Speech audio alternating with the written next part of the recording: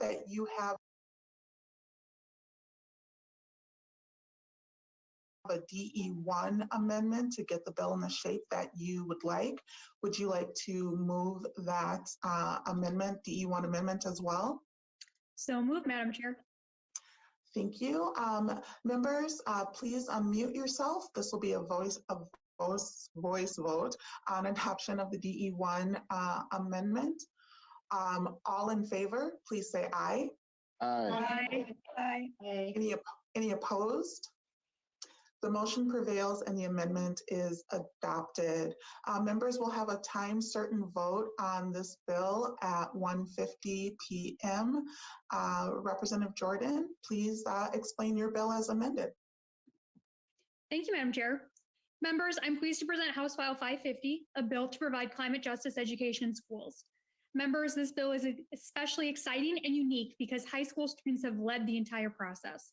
They came up with the concept, approached me to author this bill, drafted the initial bill and the amendment, and recruited co-authors and found a Senate author and even created handouts, and will be here to explain and testify as to why they feel climate justice education is so critical to their future. I want to turn over the majority of my time to these leaders, but to briefly explain the bill as amended, Section 1, Subdivision 1 defines climate justice and directs MTE to develop a model program in consultation with climate experts in the MPCA. It also says this program must be scientifically accurate, age appropriate, and accessible for all students. Subdivision 2 is the direction for the actual districts, and Subdivision 3 states this instruction must be compatible with parental review requirements spelled out elsewhere in statute. Finally, Section 2 directs MDE to prepare a report to the legislature on this climate justice instruction. A fiscal note will be requested and examined in the Education Finance Committee. And with that, Madam Chair, I'd like to turn it over to testimony. We will then happily stand for questions. Thank you, Representative Jordan. To the testifiers, we have a number of individuals testifying on behalf of the bill today.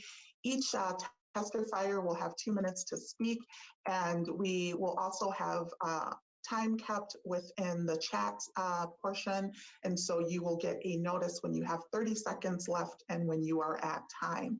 First up, we have Adri Arquin. Please unmute, proceed, introduce yourself for the record and proceed with your testimony. Thank you, Chair Richardson and members of the House Education Policy Committee. My name is Audrey Arquin. I'm a senior at Central High School and the chair of the Minnesota Youth Council Committee on Environmental Justice. As a representative of this council, I strongly urge this committee to support House File 550. The Minnesota Youth Council's role, as defined in our mandate, is to represent and advocate for the positions and priorities of young people in this legislature. In order to accomplish this goal, we survey and listen to young people about the issues they care about most in order to develop subject and focus areas. Over the past 2 years, one issue has risen above the rest: climate change, specifically the disproportionate impacts of climate change on different communities across our state. When speaking about climate change and environmental justice with young people, we heard many nuanced and varied perspectives about why it's so important. Students from the cities talked about air pollution and how it disproportionately affects communities of color in Minneapolis and St. Paul. Students from Greater Minnesota talked about the impacts of climate change on farming and agriculture and the challenges that a changing climate brings to those professions. In Northern Minnesota, we heard about protecting Indigenous land from extractive processes. Throughout our state, students understand the differing impacts of climate change and environmental racism and are committed to fighting against it. However, there's one thing that inhibits our ability to take action: the lack of a proper educational framework. We as students see the effects of climate change every day, and we know they'll continue to get worse. It is imperative that we prepare our students for the future they will live in by teaching accurate climate science, centering low-income and communities of color, and recognizing the future workforce potential in renewable and green technologies. The goal of our education system is to prepare students for adulthood, and by failing to teach about climate education, we fail this goal. House File 550 is a necessary step in evolving our school system to accurately serve the needs of future generations. And for these reasons, I hope you join the Youth Council and the young people in Minnesota in supporting this legislation. Thank you, and I yield my time to the chair. Thank you for your testimony. Up next, we have Kathleen Bascalupi. Please unmute yourself, correct my pronunciation of your name by introducing yourself, and proceed with your testimony. Thank you, Madam Chair. To the chair and committee, my name is Kathleen Bachkalupi, and I'm a senior in the SVBS School District. I'm a member of Climate Generation's Youth Environmental Activists and have been working on this bill for the past year. I know HF 550, the Climate Justice Education Bill, is a crucial step in the fight against climate change. I first noticed climate change when I visited Glacier National Park as a 10-year-old. A lake I had previously hiked up to had receded and the waterfalls flowing into it were dry. Signs in the park stated warnings of droughts, and I soon began to discover more and more about climate change. As I grew older, I learned that glaciers melting might be the least of our problems. I came to understand that climate change does not impact everyone equally and witnessed these impacts firsthand. We see polar vortexes leaving those who are homeless scrambling for shelter, 1 in 100-year flooding becoming 1 in 5, and communities next to power plants and trash incinerators breathing polluted air and suffering the consequences. What we don't see is education about climate change and its impacts in school. Climate change was not mentioned in my classes until junior year, where we spent one day talking about the greenhouse effect. I speak with hundreds of students from around Minnesota at our yearly Youth Climate Justice Summit. The number one thing I hear is that this is one of the first times they are learning about the impacts and solutions to climate change. According to NPR, in 2019, 86% of teachers thought climate change education should be taught in our schools, but less than half are able to currently. My teachers support this idea. Just yesterday, my physics teacher spoke with me about tying our last unit into climate change, but doesn't have the resources to do so. With the implementation of this bill, she would have the tools to prepare us for our future.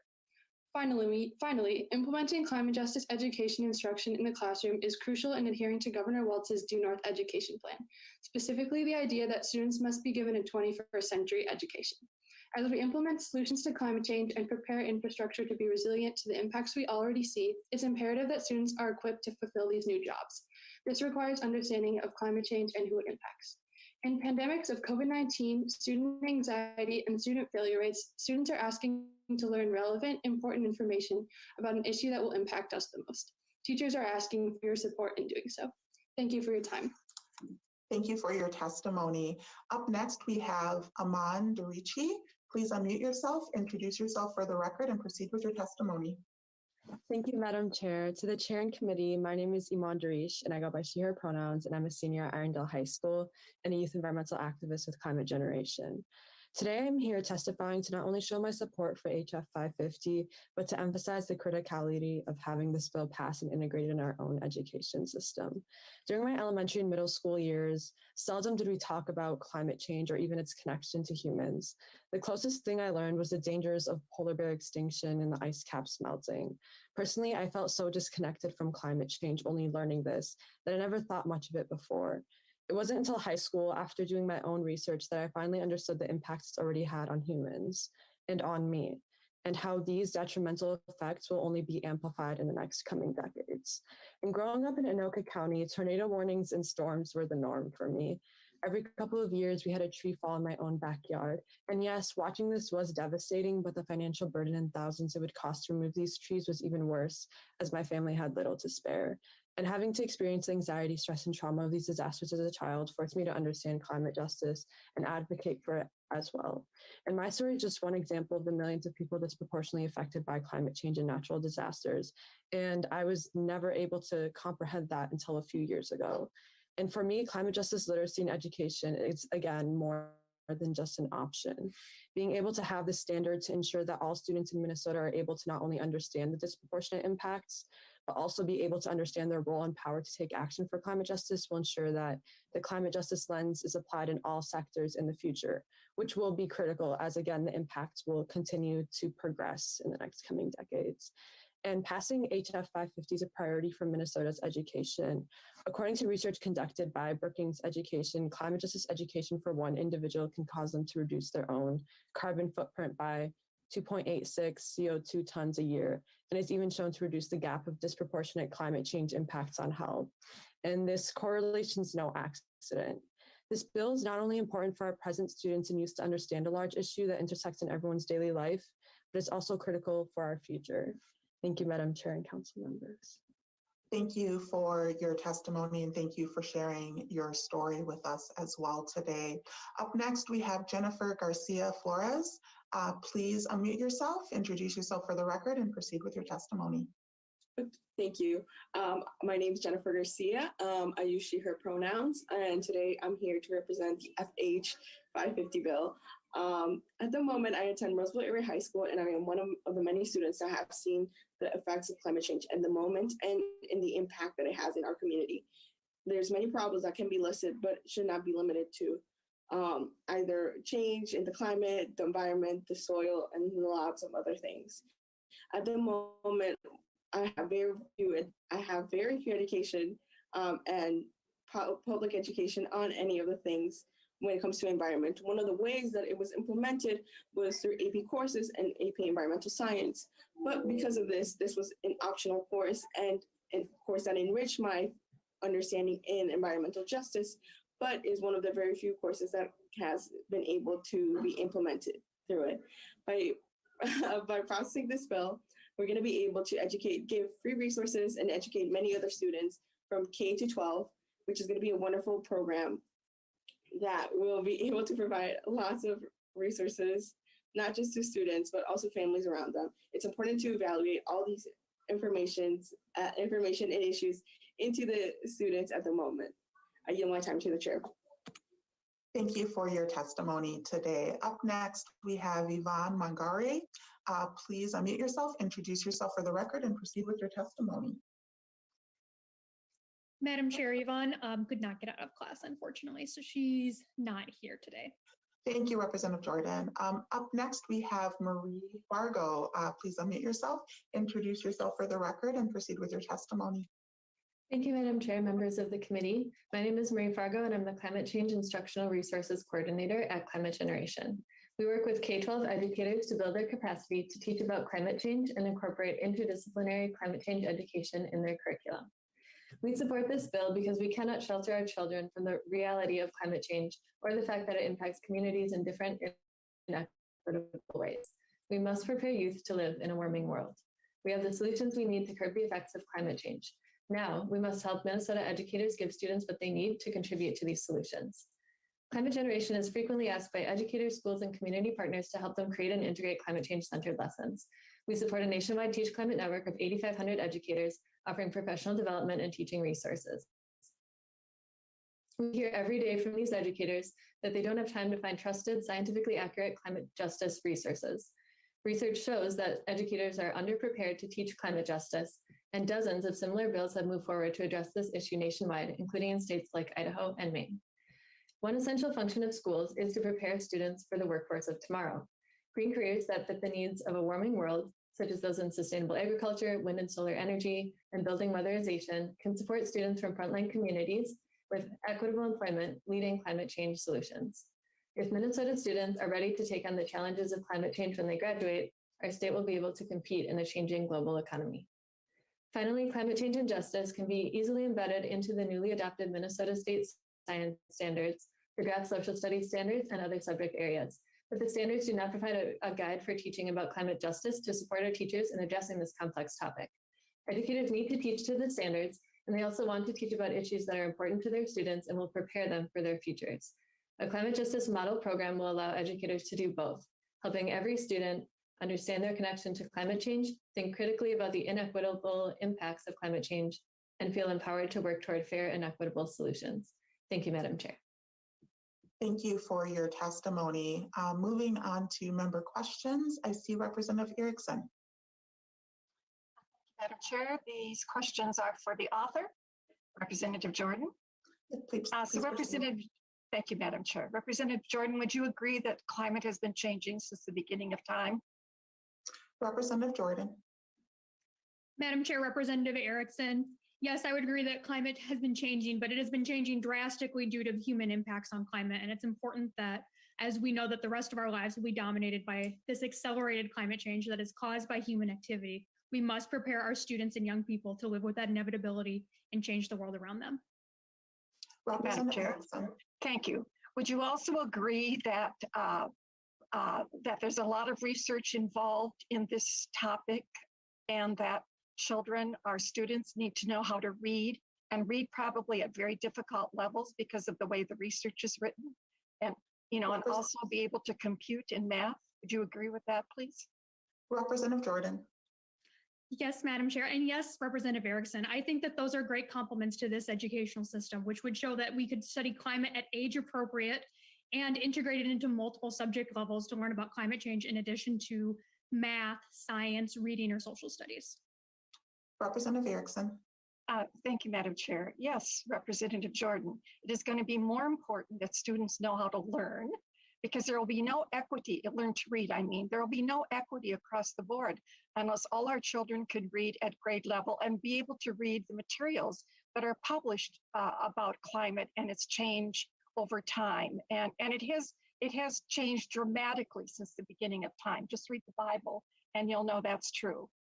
So, Madam Chair, I hope that we think more carefully about what this bill says as we move forward, because this is a mandate on our schools. And I don't think our schools are ready for this kind of topic unless, first of all, the children can read and compute. Thank you. Thank you, Representative Erickson. Representative Jordan. Thank you, Madam Chair. And thank you, Representative Erickson, for your concern. I think that reading and math and science are all important topics, and they all overlay quite nicely with learning about climate change and climate education. It's absolutely critical that students learn how to read and do basic math, because that prepares them to be adults in this world. But so does learning about climate change. Students are saying that they don't have the tools to become adults and learn about climate change. I didn't receive that when I was in school, and it saddens me because I have actually had to experience a lot of climate change, and I've experienced climate catastrophe, and the rest of my life will be dominated by that. And so I wish I had that instruction, just as I had instruction in reading and writing. And I think our students all spoke really well as to why they need this instruction, along with reading, math, science, and social studies. Thank you, Madam Chair. Representative Scott. Thank you, Madam Chair. And I really have more of a comment than a question, but you know, one of the things that really creates more inequity than anything right now is high energy bills. Right now, energy costs are off the chart, and they're doubling and tripling from what they were last year. And a lot of the reason for that, and by the way, that affects communities of color, poor communities, more than anybody else. So all the green energy in the world is not going to help people afford to pay their heat bill. So I want the students on this call to take that into close consideration. In fact, you look at the energy policies, and I know this is an energy committee, but this ties directly to what these students are talking about if you're talking about injustices. But the energy policies that we have adopted and the world has adopted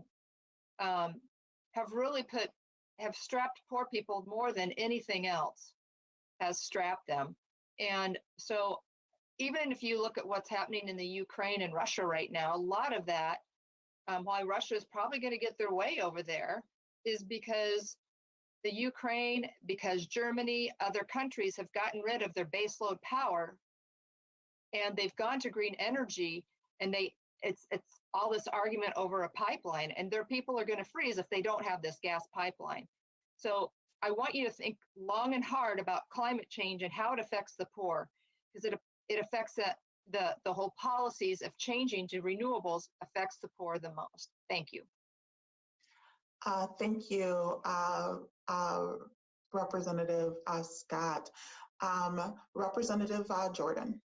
Thank you, Madam Chair. And thank you, Representative Scott, for really centering us in why climate justice education is so important. It's true that climate change does impact people in poverty the most. Climate change in Minnesota has been impacting Minnesotans in poverty and Minnesotans of color more than other Minnesotans. So it is important as to why. So I think you're hitting on a very important point that climate change does affect poor people. It does affect marginalized communities. And that's why it's so important that we're teaching that in school. I also would like to just kick it over to Mr. Arquin. I know he has something to say as well as to that. And so I think it's very obvious that the students today have thought very long and hard about energy and climate change, seeing as they put together a bill and wrote a bill and found a chief author and went through all this work today to testify. But Madam Chair, can we call on Mr. Arquin to add to that? Mr. Arquin. Yeah, thank you, Chair, and thank you to Representative Jordan for pushing it over to me. I wanted to touch on this idea about inequities and talking about the opportunities that exist inside this bill in order to challenge those inequities. One of the biggest opportunities that I see every day as a student in an underfunded urban public high school is the ability that trades programs have on lifting students out of poverty, giving them a really focused, high-paying career that they can move forward into their future and help lift up their communities. And one of the big opportunities with this bill is to look at the role of solar, wind, and hydro and other renewable sectors in lifting students out of those areas through the impact that they can have on schools. We know that solar installation and the solar energy market is one of the fastest growing fields and fastest growing job markets in our state right now. And by allowing solar installers and other climate and renewable energy focused technologies to have a bigger role in our school system, we can help lift up students and provide them with a really forward thinking and really important and tangible career moving forward. And I think that's something that can't be lost inside the text of this bill. So thank you, Rep. Jordan, and thank you for the questions. Thank you. So seeing no other hands, Rep. Jordan, I will give you last word on your bill. Thank you, Madam Chair, and thank you, members of the committee, for listening today. But thank you most of all to the students who are leading on this and will be our future leaders. I think they're inspiring leaders, and I urge every member of this committee to listen to what they have to say to us. Thank you. Thank you, Representative Jordan. Representative Jordan renews the motion to refer House File 550 as amended to the Committee on Education Finance. The clerk will take the roll. The chair votes aye. Chair Richardson, aye. Vice Chair Hassan? Aye. Representative Erickson? No. Representative Bennett? No. Representative Berg? Aye. Representative Bowe? Bowe votes no. Representative Christensen? Aye. Representative Drazkowski? No. Representative Edelson? Aye. Representative Feist? Aye. Representative Frazier? Aye. Representative Jordan? Aye. Representative Keeler? Keeler, aye. Representative Moeller? Aye. Representative Mueller? Mueller votes no. Representative Poston? No. Representative Scott? No. Representative Erdahl? No. Representative Wozlowick? Aye. Madam Chair, there are 11 ayes and 8 nays. Thank you, Isabel. With a vote of 11 ayes and 8 nays, the motion prevails and the bill as amended is referred to the Committee on Education Finance. Up next on the agenda, we have Representative Frazier presenting House File 3434. Representative Frazier, would you like to move House File 3434 to be referred to the Committee on Education Finance? Yes, I would, Madam Chair. Members will have a time certain vote on this bill at 2:27 p.m. Representative Frazier, please explain your bill. Thank you, Madam Chair. House File 3434 would ensure that all Minnesotan students have access to ethnic studies in Minnesota and provides resources to support school districts to support ethnic studies course requirements. Specifically, House File 3434 requires ethnic studies instruction in all K-12 schools, starting with high school students who will be required to take an ethnic studies course to graduate.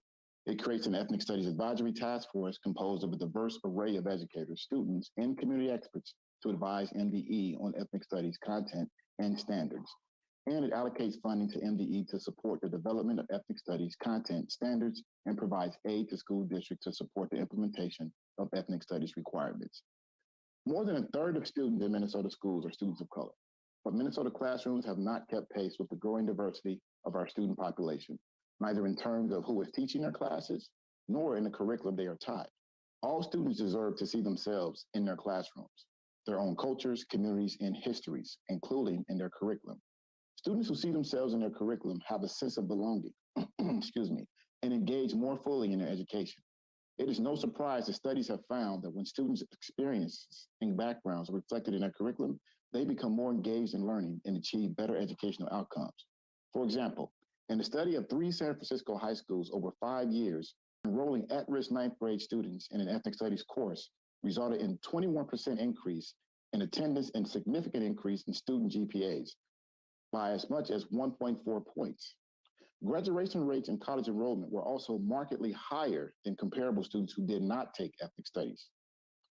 Ethnic studies also benefits all students of all racial and ethnic identities. Our students are growing up in a much more globalized and interconnected world than the world we grew up in. Our students need to learn how to relate to and work with people with many different identities and cultural backgrounds. Ethnic studies equip students with the knowledge, perspectives, and skills they need to live and lead in a globalized world that is their future. Two of Minnesota's largest school districts, Minneapolis and St. Paul, have recently passed ethnic studies graduation requirements for their students. 21 states around the country have introduced bills to include ethnic studies or multicultural history for K-12 students. These decisions came from a recognition that ethnic studies is beneficial to the entire student population. House File 3434 would offer those same benefits to all students in Minnesota. Madam Chair, I'm going to turn it over to witnesses and testifiers, but before I do want to acknowledge that one subdivision in this bill does require a model curriculum be created by MDE or directs MDE to do that. And on this point, we are aware that MDE has concerns about the model curriculum language and if they have the ability to do that, and we will be working with them to figure out a way to address that. Thank you, Representative Frazier. We have a number of testifiers who have signed up to speak. Each testifier will have 2 minutes, and our committee administrator will keep time in the chat. You'll get a 30-second notice and also a time notice. Up first, we have Mua Kong Vang. Please unmute yourself, introduce yourself for the record, and proceed with your testimony. All right, good afternoon, Chair Richardson and committee members. My name is Mukong Vu. I'm an educator in St. Paul Public Schools and member of the Minnesota Ethnic Studies Coalition. I'm here to testify in support of Representative Frazier's bill, HF 3434. I am a second-generation Hmong American, born to immigrant and refugee parents that fled the Sikh War in Laos, now settled in the Pacific Northwest. Minnesota is my second home because of the Hmong Studies program at Concordia University, St. Paul. The program gave me a deeper appreciation about my identity and the importance of resistance, unity, and love. Recently, I taught Asian American and Hmong American Studies at Johnston High School. As the Ethnic Studies Program Manager in St. Paul Public Schools, I support schools and teachers in the new Critical Ethnic Studies course requirement for graduation. Our shared understanding of ethnic studies is the critical and interdisciplinary study of race, ethnicity, indigeneity with a focus on the experiences and perspectives of people of color. Goals of this course is to help cultivate students' knowledge of self while appreciating the differences around them, build a sense of pride in their shared communities, learn about the importance of advocacy, and develop critical thinking skills to empower them to be agents of positive change. Much of our work has been extremely challenging due to the lack of guidance and support from the ethnic studies guidance and support around ethnic studies standards, curriculum, and resources and professional development from the state. HF 3434 will help provide guidance to school districts and leaders and strengthen already existing ethnic studies courses and programs in Minnesota. As more Minnesota schools become increasingly diverse, the need for ethnic studies is only more relevant. A college professor once told me, you don't need to travel the world to learn about other people and their cultures. They live in your neighborhoods. I moved halfway across the country in search of my own identity. Our students shouldn't have to do the same. Together, we can be champions to create a more just, equitable, and liberatory education system in which our students deserve. Our students cannot wait. We must act now. I urge you to support HF 3434. Thank you. Thank you, Mr. Vu, for your testimony, and my apologies for saying the wrong last name. Up next, we have Natalia Benjamin. Please unmute yourself, introduce yourself for the record, and proceed with your testimony.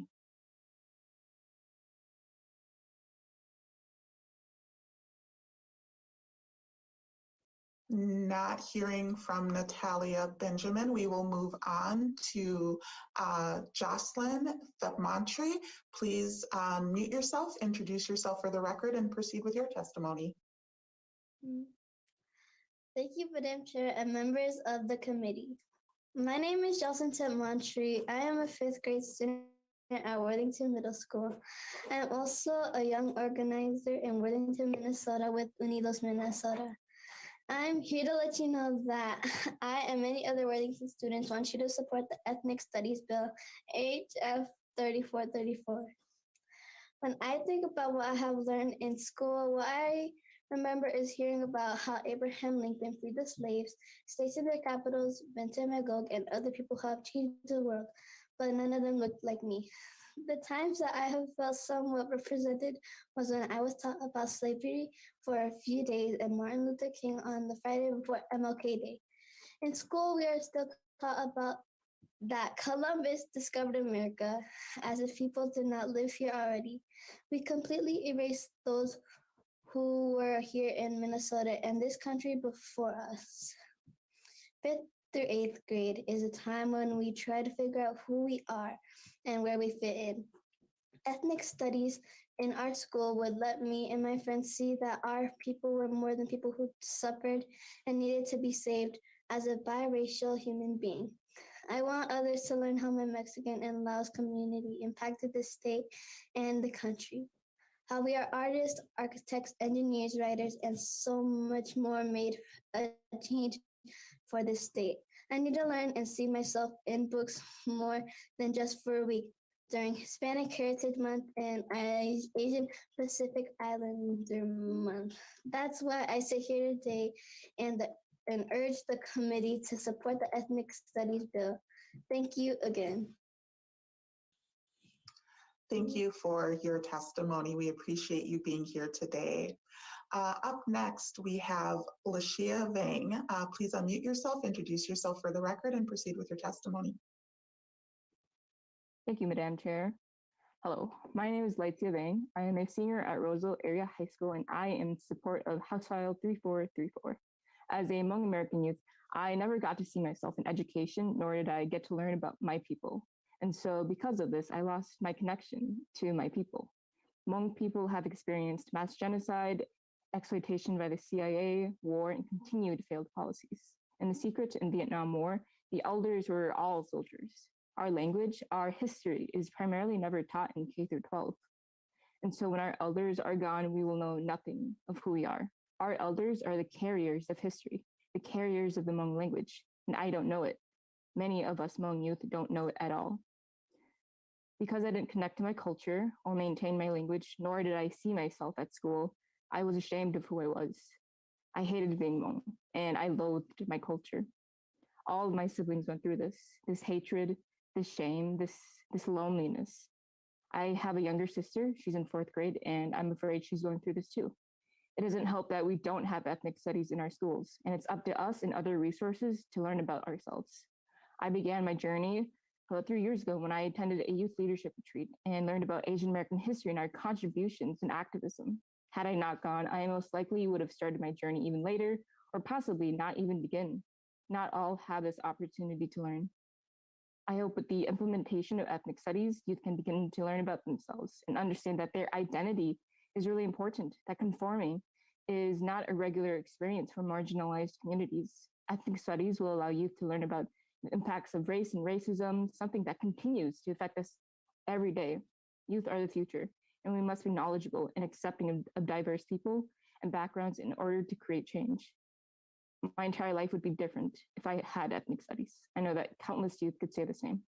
Again, I ask you to support House File 3434 and listen to the numerous youth and adults who are also advocating for the ethnic studies requirement. Thank you for your time. Thank you, Ms. Vang, for your testimony and for sharing your story with us today. Up next, we have Gao Zong. Please unmute yourself, introduce yourself for the record, and proceed with your testimony.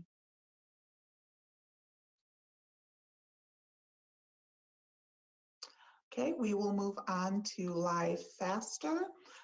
Please introduce yourself for the record and proceed with your testimony. Thank you, Madam Chair. Hello, my name is Lee Fassner. I am a student at Century College, where I am co-president of the Asian Student Association. I am also an alumni at Weber Lake Area High School. Today, I'm here in support of HF 3434. As a first-generation Vietnamese American, it was extremely exciting to just hear Vietnam be acknowledged in the classroom, since many of my peers did not even know the difference between Vietnamese and Vietnam.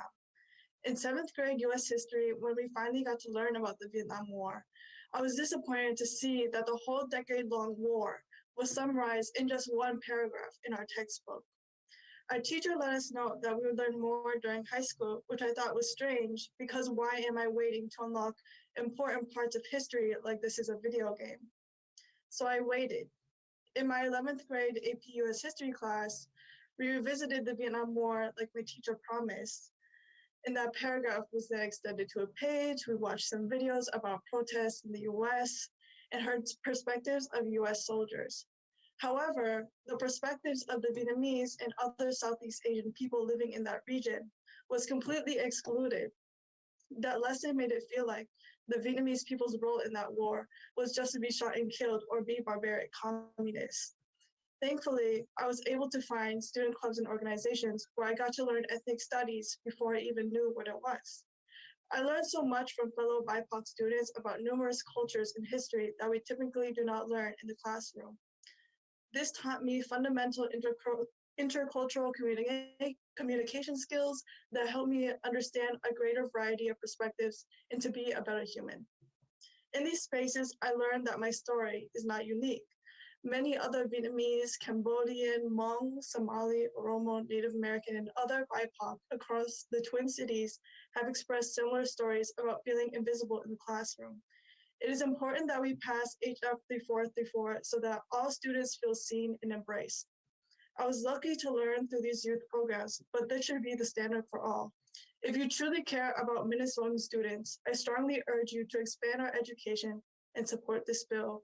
Much love and thank you for your time. Thank you for your testimony. My apologies for mispronouncing your first name, Lee. Next, we will move on to public testimony. We had two individuals sign up. We'll start with Dosh Uni with the Minnesota Department of Education. Please introduce yourself for the record and proceed with your testimony. Madam Chair, committee members, my name is Adosh Uni. I'm the Director of Government Relations for the Minnesota Department of Education. Thank you for the opportunity to provide some comments on HF 3434. I first want to note on behalf of the Commissioner that the department supports providing ethnic studies education to our K-12 students. All students should have the education opportunities that truly values who they are, who their community is, and what contributions they have made to this state and country. Students deserve to see themselves reflected in the education they receive. This is a crucial component of creating a welcome and enriching teaching and learning environment. We must meet students where they are. That is why we're also supporting many of the policies in the Indigenous and Teacher of Color Act that provides for a more culturally inclusive and affirming teacher and learning environment. We also propose a range of policy proposals that support the education of our American Indian students, such as Indigenous education for all and rights at graduation ceremonies. We also have brought on a specialist, or are in the process of bringing on a specialist in our academic standards department to help implement ethnic studies going out into the future. And these are just a few of examples of programs and proposals alongside ethnic studies that would support creating an educational experience that values and affirms who our students are. I do, however, want to say that while MDE supports the same goal this bill has to providing ethnic studies to our students, we take a slightly different approach than the bill does before you. I want to extend my appreciation to the coalition for meeting with MDE multiple times to gather our thoughts and for being able to meet with Representative Frazier. MDE's bill embeds ethnic studies across academic standards and will require ethnic studies to be a component of required knowledge and skills under compulsory instruction. This is distinct from the bill's approach. One area I would say we have concerns around is the requirement for MDE to create curriculum for ethnic studies. We understand the desire to leverage expertise and resources at the department, but under state law, MDE is tasked with overseeing the academic standards review and revision process, but is prohibited from creating curriculum. So this is not something we would be able to do.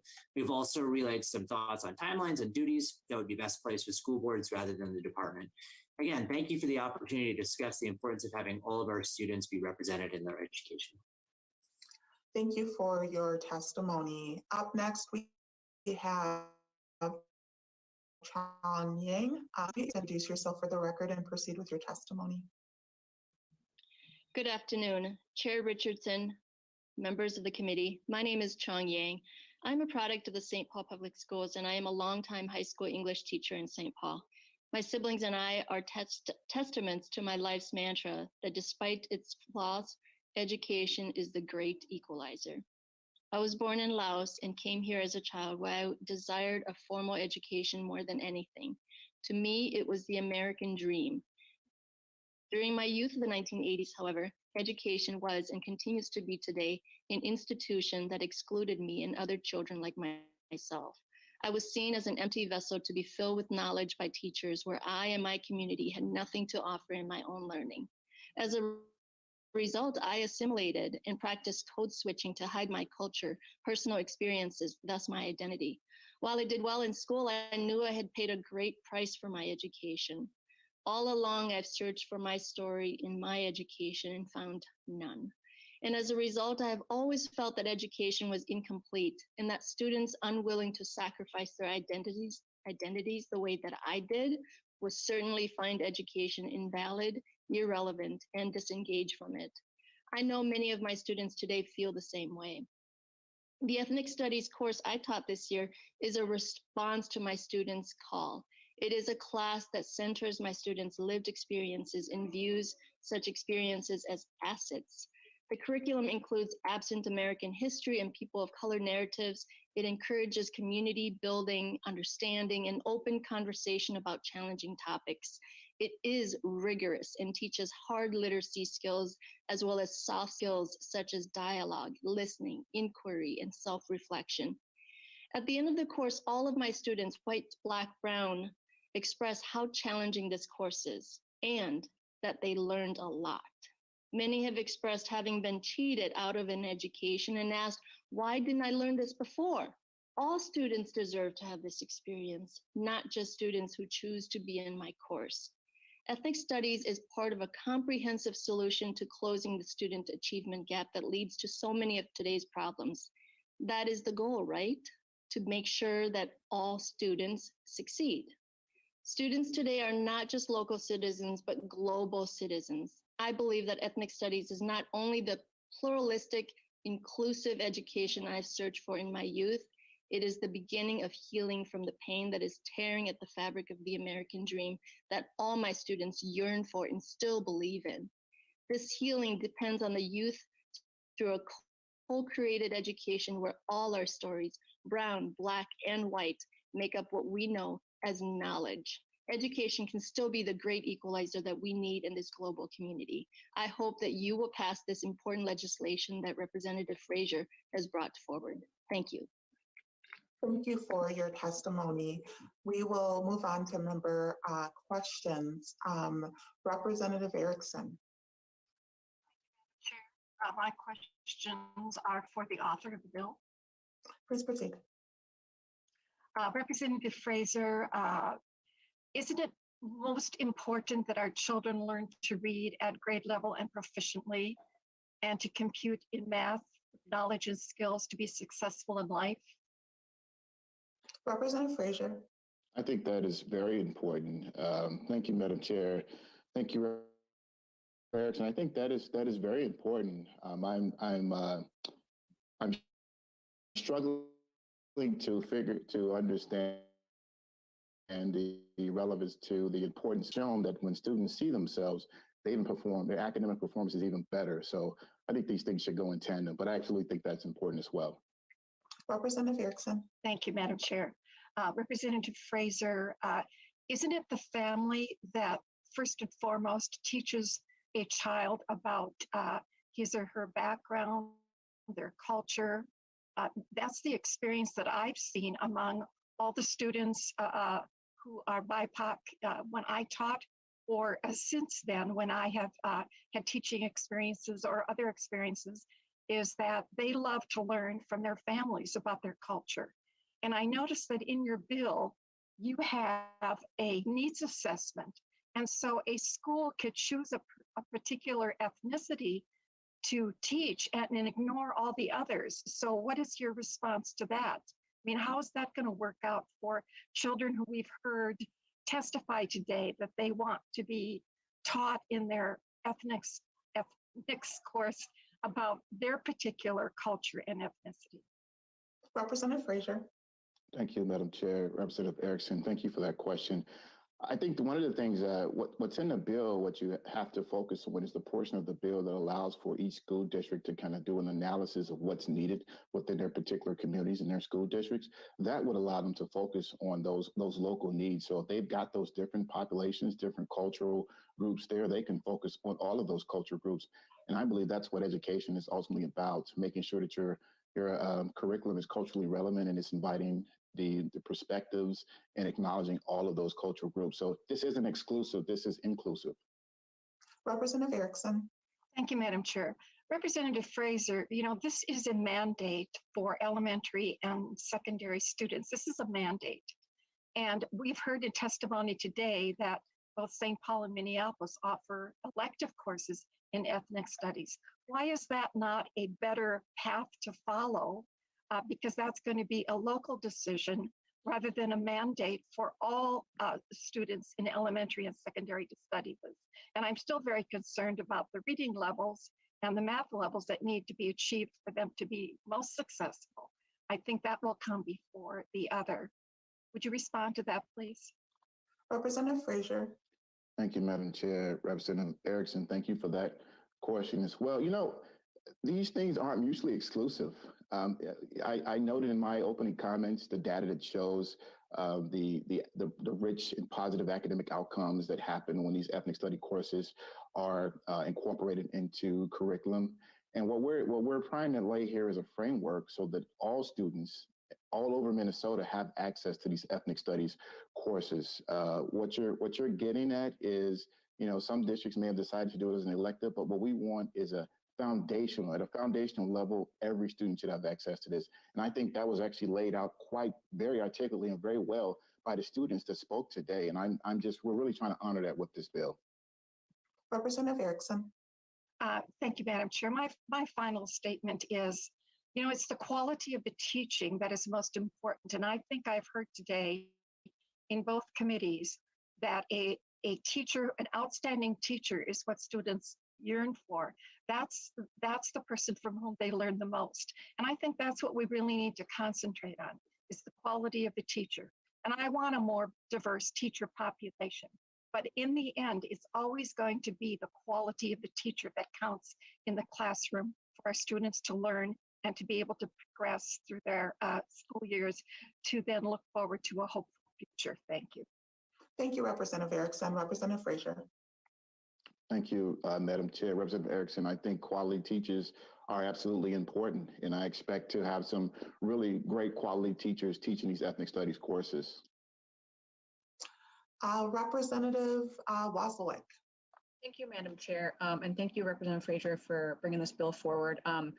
We just sat through how many minutes of testimony from kids in our schools experiencing racism and transphobia and homophobia and other forms of discrimination in their school buildings.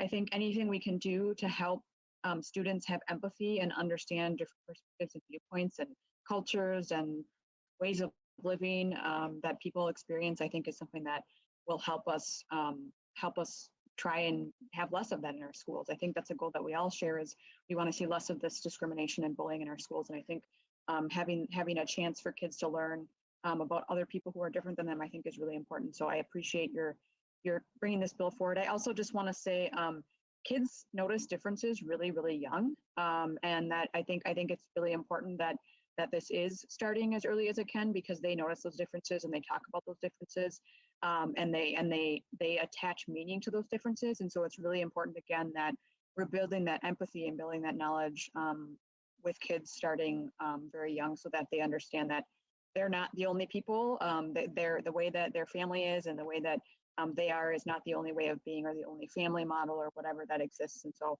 just want to say thank you for bringing this forward. I appreciate the efforts on this.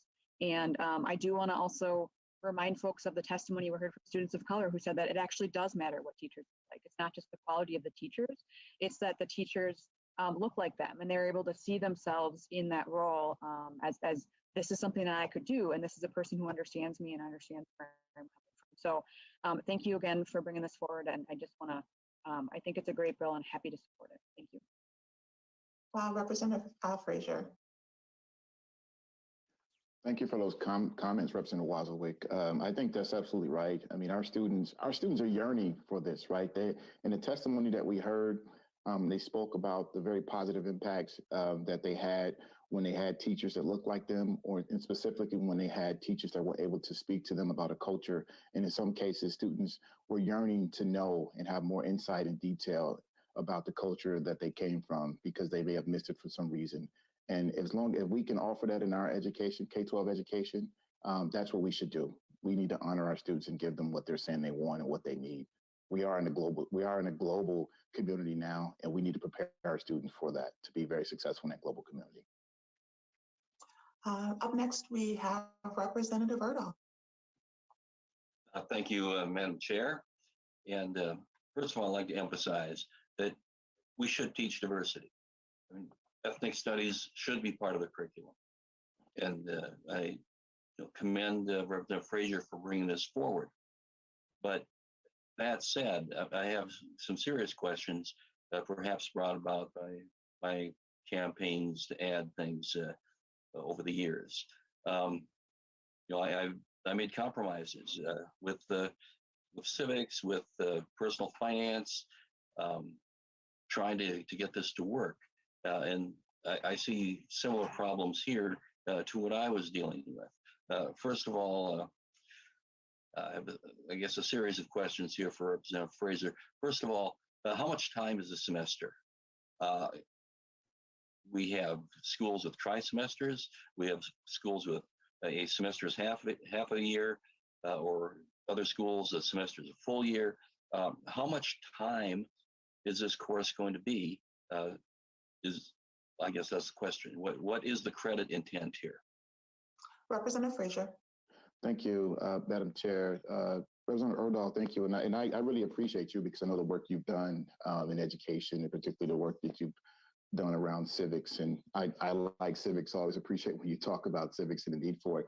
What I'll say is that is why this bill is designed to allow the local districts to figure out and do an analysis about what works for them. So that will this curriculum or this requirement would be, they would design it to fit into their semesters or trimesters as the way they have it designed. So they really would be able to figure that out. Representative Erdahl. Thank you, Representative Richardson and Representative Frazier. I wonder, shouldn't or couldn't this be taught in world history? It should be taught, but I'm told that civics can be taught in other classes. Couldn't this be taught in world history? We have 3.5 credits now in social studies in Minnesota. What class, what course loses out is my question. If you put something more into a glass that's already full, it's going to overflow. Do you have any suggestions on how that would work, Representative Frazier?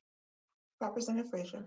Thank you, Madam Chair. Representative Erdahl, yeah, this is not intended to cut something out. And in the art of inclusion, the way the language is drafted, it may be a little bit confusing. So let me say a little bit. The way it's drafted, it can be included in social studies, but the intent is that is one place it can be included. It doesn't necessarily have to be explicitly in social studies. So the intent is not for it to drown anything out or exclude anything, but it is to be added in because as we heard from testimony from our students and from our teachers as well that had experiences through their youth, this is something that is vitally important and needed to help with the successful outcomes of our students here in Minnesota. Representative Erdahl. Thank you, Chair Richardson. Mr. Uni spoke about students deserving to know about their past and their culture. I would assert also, as I have in the past, it's important for our students to know how its government works. I would wonder if there's anyone from the Minnesota School Boards Association who would like to weigh in as to how they think this would work. No one from the Minnesota School Boards Association signed up for public testimony. Well, then I guess we're not going to hear from them today, Chair Richardson. I just conclude by saying that it's important to teach this, but I have questions about how it's going to be taught, where it's going to be taught, what are the credit implications, and how does it impact the other courses. So these things need to be, I think, ironed out in more detail for me to be supportive of this. Thank you. Thank you, Representative Erdahl. Up next, we have Representative Keeler. Thank you, Madam Chair. I do have a question for Representative Frazier, but first, I just want to make a couple comments. For the people who are watching, I know that Representative Erickson mentioned how great it is to learn from our families, and that's where most children like to learn. I want to remind us that Minnesota is actually #1 in the nation for removal of our Native American children, 17-1. That means 17 Native American children are removed from their families versus every one white child. And so it's a very privileged statement, I think, in this space to say that like all children love to learn from their families. I think all children would love to be at home as well. And so I'm looking forward to working more on that. But understanding that it is really important to have representation reflecting our student population.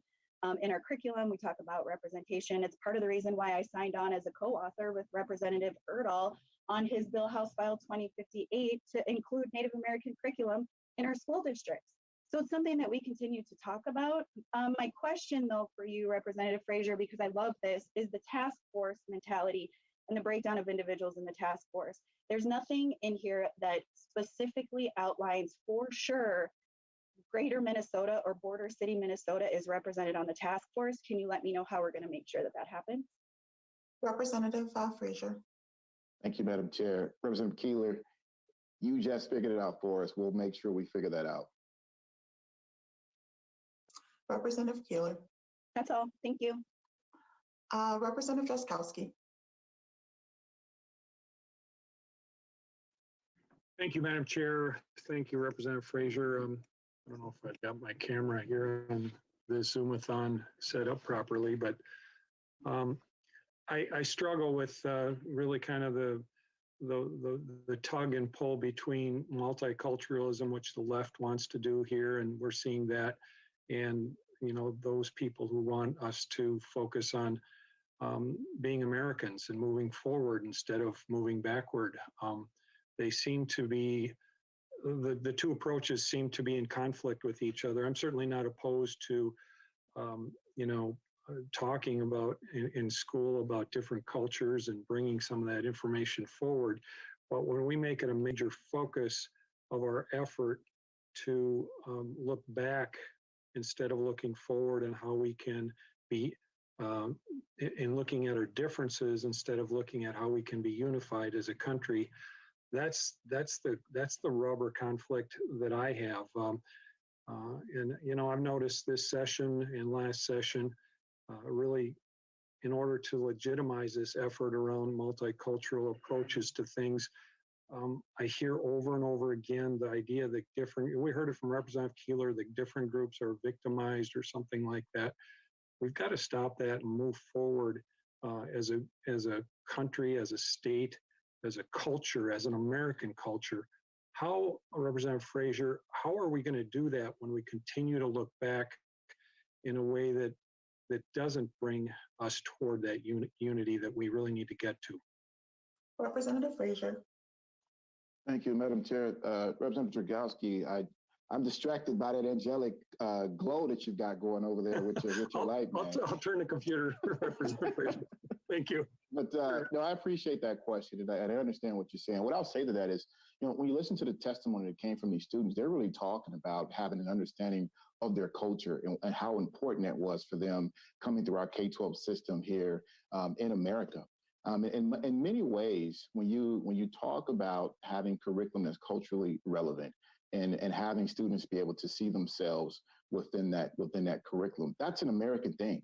I mean, America is a multiracial, multicultural country. That is what it's been since its founding. That is what it's been throughout, and that is what we should be striving for, to make sure that all of our students understand that. In fact, I think that is what we're trying to really get to, is that America should be the model of what multiracial, multicultural democracy looks like. And if we do not allow for our students to get that education, and we can do that through the vehicle of ethnic studies, if we do not allow that, we cannot be that model, and we cannot show the rest of the world how it should be done. And that is what this tool is really trying to do, is to provide that foundation for all of our students. And I think from the testimony you heard, all of our students really want it. It's important, and it's beneficial and impactful in a positive way for all of our students here in Minnesota. Representative Jaskowski. Thank you, Madam Chair. Thank you, Representative Frazier. I appreciate your thoughts. I just struggle. I think we need to focus on being one and being unified.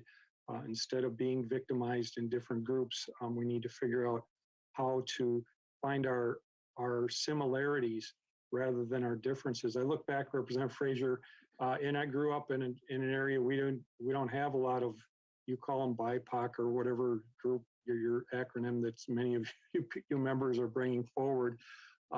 But we grew up in a white community, and Grandma didn't really believe that Catholics should marry Lutherans way back when I was, 5 years old, and I used to listen to those discussions, and we've moved on to that, and we see Catholics and Lutherans getting along very, very well today, and that is what we need to strive for. We need to strive for moving beyond our differences and moving forward to being unified as one culture, and that's really the American culture.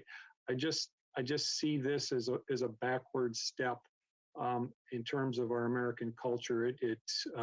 I think it competes with it and sends us in a different direction than really we need to go. But I appreciate your bill, and I appreciate your comments as well. Thank you, Representative Frazier and Madam Chair.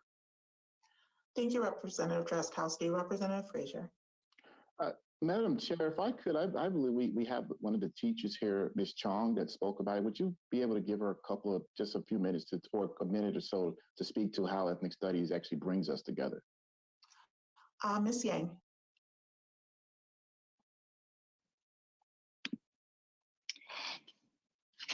Madam Chair, Representative Frazier, thank you for allowing me to speak here. I think that what the comments before is a little confusion with what the national rhetoric is about with critical race theory. And critical race theory is grounded in, legal language, and looking at the history and the racism of institutions that have traditionally and historically oppressed people of color, especially African American people, as we look at redlining and mass incarceration and mortgage lending practices. And so we're not just looking at, race as a social construct that has real consequences, but we are also looking at, looking at our history so that we understand why it is that we are in the predicament that we are today. Now, that the critics of CRT have said that, this is anti-American, this is unpatriotic, it is divisive, and, it's creating an oppressed mentality, indoctrinating our children. And I would push back, and I would say that if you are confusing the two, CRT and CES, then I would really like to clarify things for you, which is that they are not separate. They are like cousins. They are very complementary. And, a famous adage is, how do we know where we will go? And you talk about, Representative, before looking into the future, right? Going forward, progressing. How do we know where we're going if we don't know where we've been? We must understand our past, our history, and our history is grounded in some sins. And so to leave out these sins is to not understand why we are in the predicament that we are today, and to not be able to find solutions to these predicaments that we have put on our children's shoulders. Now, Ms. Yang, CES. Ms. Yang, I'm going to stop you there because we still have one hand up, and I want to make sure that we get through the members, but thank you for your comments. May I finish my sentence? Unfortunately, we have to move on because we have a time certain where this will end and we still have a vote to get through. Representative Hassan. Thank you, Madam Chair. I think there is confusion here. So I'm going to say I'm an American. I am Somali American, and I am proud to be American. I know that there are Norwegian Americans, there are African Americans, there are Native Americans. Diversity is not the enemy here. Talking about multiculturalism is not the enemy here. And America's original sin is racism. We, kill the Native Americans, enslaved the African Americans, and we continue to have systemic racism even today after 500 years since this country was started. So to have the privilege to say, oh, we can't talk about different cultures because we're deviating away from what America is. America is a nation of immigrants. Unless you are a Native American, your grandparents came here, or your parents came here, or my, instance, I came here, my family came here. I'm the first generation Somali American. And I'm teaching my kid that he's Somali American. And so are other families. So to dismiss people's existence by saying that, oh, if we talk about multiculturalism, we're, diminishing America. I think that's an insult to people's existence. We are all Americans, but we have different ethnicities. We should celebrate our differences. We should acknowledge our differences while we have the commonality of being American. I celebrate Vice Chair like anyone else. I'm gonna cut you off as well. Okay, all right. I'm sorry. I just want to say this is a great bill. Thank you, Rep. Frazier, for bringing it up. Representative Frazier, last word on your bill. I'll be quick, Madam Chair. I don't want to get cut off. I just want to thank all of the students that came and shared their stories. It's vitally important. I always say in any committee that I'm on, I always love it when our youth come. I always believe our youth are our salvation. So we have to listen to them and we have to hear them when they say and they tell us what they need to make sure they can be successful. So thank you all. Thank you to the teachers that testified. Thank you to the administrators that testified. And thank you to all my colleagues for your comments about this topic. I think it's vitally important for the state of Minnesota, and I hope we can all move forward together. Thank you, Representative Frazier. Representative Frazier renews the motion to refer House File 3434 to the Committee on Education Finance. The clerk will take the roll. The chair votes aye. Chair Richardson, aye. Vice Chair Hassan? Aye. Representative Erickson? No, because there are policy improvements that need to be made here, and that should be done in policy. So I vote no. Members, when you vote, please just vote aye or nay. Isabel, please proceed. Representative Bennett? No. Representative Berg? Yes. Representative Bowe? No. Representative Christensen? Yes. Yes. Representative Drazkowski? No. Representative Edelson? Yes. Representative Feist? Yes. Representative Frazier? Yes. Representative Jordan? Jordan, aye. Representative Keeler? Keeler, aye. Representative Moeller? Aye. Representative Mueller? Mueller votes no. Representative Poston? No. Representative Scott? No. Representative Erdahl? Not today. Representative Wozlowick? Oslowick, aye. Madam Chair, there are 11 ayes and 8 nays. Thank you, Isabel. With a vote of 11 ayes and 8 nays, the motion prevails and the bill is referred to the Committee on Education Finance. Our next meeting is on Monday, February the 28th. We'll be hearing House File 3401, the MDE policy bill. There being no further business before the committee, we are adjourned.